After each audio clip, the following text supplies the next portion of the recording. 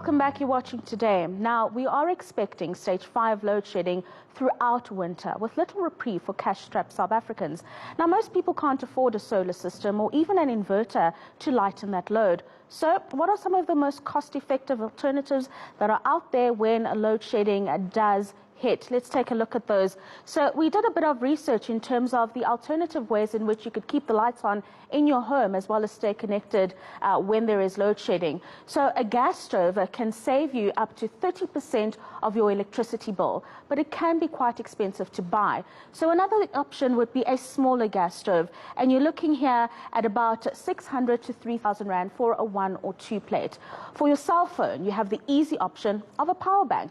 But remember to charge the power bank before load shedding hits. In this situation, you're looking at about 300 Rand to 700 Rand for the kind of power bank that will keep you connected and your devices on through load shedding. These, of course, include laptops as well as tablets. Let's take a look at some other alternatives that you consider through the load shedding as well. There are rechargeable bulbs. You can buy rechargeable light bulbs to see through you for at least a 2-hour slot during load shedding.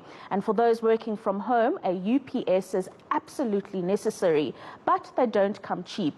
You're looking at about 1,000 Rand for a good backup system that will power your Wi-Fi, television, and your basics while we are experiencing load shedding. But at the end of the day, remember that their lifespan is limited, and it has been advised by those in the know that they have to be replaced between 12 to 18 months after they've been bought.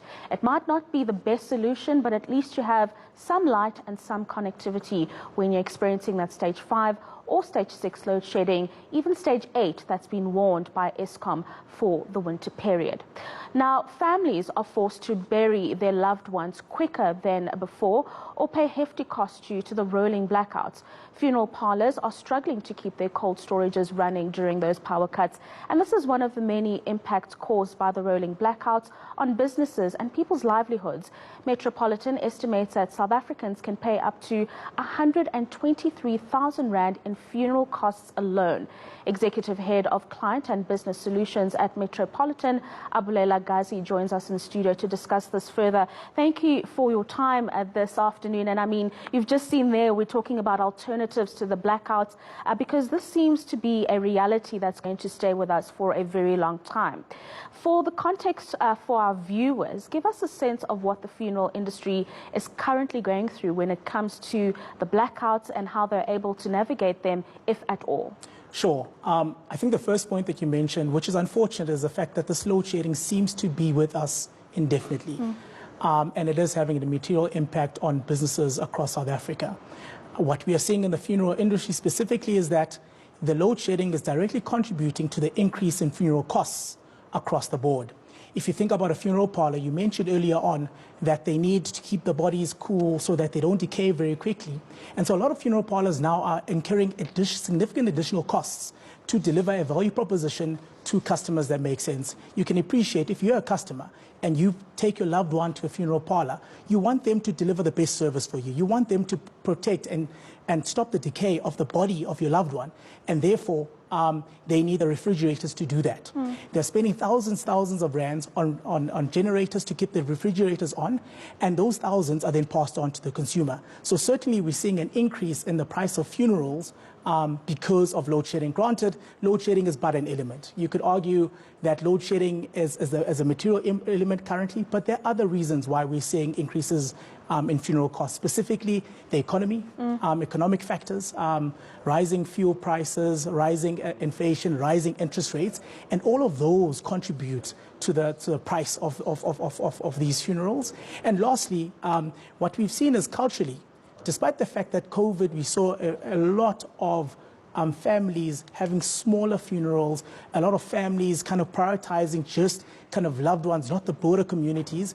We're seeing it revert back to pre-COVID levels, where a lot of families now are starting to host really extravagant, really big funerals. And if you consider the costs as well as the size, that then results in significant increases in costs of hosting funerals. But certainly load shedding playing its part, and it's making it more and more difficult for funeral parlors to not only remain operational, but to deliver an appropriate value proposition to the customers that they serve. So what can these funeral parlors do in these times? I said it in my intro that load shedding is here to stay, and so some kind of adapting is going to need to happen. What are you seeing in terms of how they've been able to do that, if at all? So firstly, naturally, all funeral parlors by law are required to have a generator. And so the use of those generators is starting to be more and more prominent. Unfortunately, if you consider how much they're spending on fuel as a result, it could be between 2,000 Rand a day to as much as 5,000 Rand a day.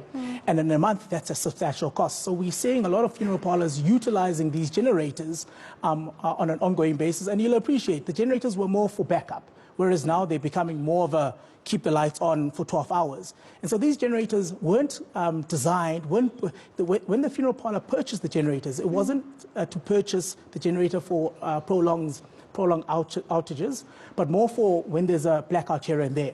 And so these generators are now decaying, also resulting in these funeral parlors having to invest in more generating power to then keep the lights on. And it's materially impacting the small funeral parlors. It is a shame. It is a shame that these businesses are being crippled by load shedding, and some businesses are struggling really to keep their doors open. However, one of the things that has been encouraging is that consumers are coming to the aid of the funeral parlors. Instead of a consumer having a body in the parlor for seven days and the like, consumers are now burying loved ones a lot more quicker. To reduce the costs that they incur naturally, but also to put less pressure on the funeral parlor itself. And so we're starting to see some of that cultural change in the industry. But the reality is you almost need money to run a business, a lot more money to run a business in this day and age. And that is materially impacting the profitability of these funeral parlors and impacting not only the funeral parlors, but the end consumers, because now it's inconvenience to end consumers as they now need to bury loved ones a lot quicker than ordinarily they'd want to. Yeah, I mean, now we've spoken about the funeral parlors and how they are navigating the space, but how do consumers then mitigate against those increasing costs that you've just spoken about? I mean, it doesn't have to be an extravagant funeral that you described earlier, but something decent for a decent send-off for a loved one. How do consumers mitigate against those costs? Sure. I think there are a couple of buckets that consumers need to consider. I think the first bucket that I think is important is planning beforehand. Because in absence of having the appropriate provision to bury a loved one, it means that you have to rely on credit. Yeah. And I spoke about interest rates a bit earlier on, and the interest rates because the interest rates are so high, consumers will have to spend a lot more on a funeral if they rely on credit. So the appropriate provision before someone passes on, I think, is critical. And consumers may be asking themselves, what does it mean? How much is enough? Yeah. And I think there are a number of insurance companies who can help consumers on this journey to decide to firstly determine how much is enough, and also help them plan for the eventuality that someone passes on. I think that first part is critical. And what we find is that consumers don't talk and solve for the first part, the planning, find themselves knocked into a different life when someone does pass on, because they need to rely on credit and or matronisa and the like, which can be quite expensive. I think the second component is to mitigate the costs. When someone does pass on, it's important as a family to understand how much is at your disposal to spend on the funeral. Being clear on that, I think, is critical, and then budgeting as to how you're going to spend this money for this particular funeral, I think, is critical. Now, you can ask yourself, when someone passes on, you're emotional. Yeah. It's a tough time. How can you expect people to be rational and budget during that time? And that's why we really do encourage you to partner with a family friend and the like to help you through that process. But I think it's critical to budget before the funeral, before you start spending, so that you spend within your bounds, and then naturally tracking the budget going forward. Your point around lavish funerals, look, we don't discourage families from wanting to celebrate their loved ones. I think it's important. The reality is that's the last event that we hosted on in the name of that loved one. And so it's critical that you do, however, spend within what you can afford. Because in absence of that, you take on credit as a consumer, and then you're paying for the funeral indefinitely, even after the funeral itself. So I think that's kind of what we recommend to customers, is to first have the appropriate provision, budget when it happens, and then spend within your means. Otherwise, then the cost can run away with you. We have run out of time, but I have to ask you this very briefly. Have you found over the last 3 years with COVID, inflationary pressures and so, that customers are a little bit more reluctant to take out policies that will help them in the eventuality that a loved one will pass away, or it was the first thing that they cut when it came to managing expenses amid losing jobs or earning less because of the pandemic? Yeah. So what we've seen is sales volumes across the industry have kept on being quite healthy. So consumers are still quite aware of COVID and quite aware of their mortality. The big challenge, to your point, is affordability. So whilst consumers are buying these products, what we're seeing across the industry is that a lot of consumers can't afford, and therefore are then lapsing their policies as a result. To your point, insurance is one of the first goods that consumers stop paying when things are tough. But funny enough, in South Africa, funeral insurance specifically is not one of the first goods. They'll stop paying all the other insurance, but funeral, because of the importance of funeral from a cultural perspective in South Africa. So that's what we're saying. Sales are still quite healthy. However, customers are struggling to pay, which is resulting in lapses or persistency not being so great. And we expect sales to continue to be healthy and persistency to unfortunately deteriorate. But look, these funeral policies are structured in a way that allows customers to customize them to meet their affordability needs. So there's no reason why a customer can't engage with the insurer that's providing the funeral policy to structure it to meet their affordability needs, as opposed to lapsing it. Because the reality is, death is inevitable, and the reality is at some point they might need that provision. Yeah, no, thank you very much for those interesting insights. That is Abulela Gazi, who's the executive head of client and business solutions at Metropolitan. The impact that the power cuts are having on the funeral industry, both those who operate within it, but consumers who are now forced to bury their loved ones a lot earlier than they would originally prefer to. Now, it's going to be a tough winter, as we've just been discussing.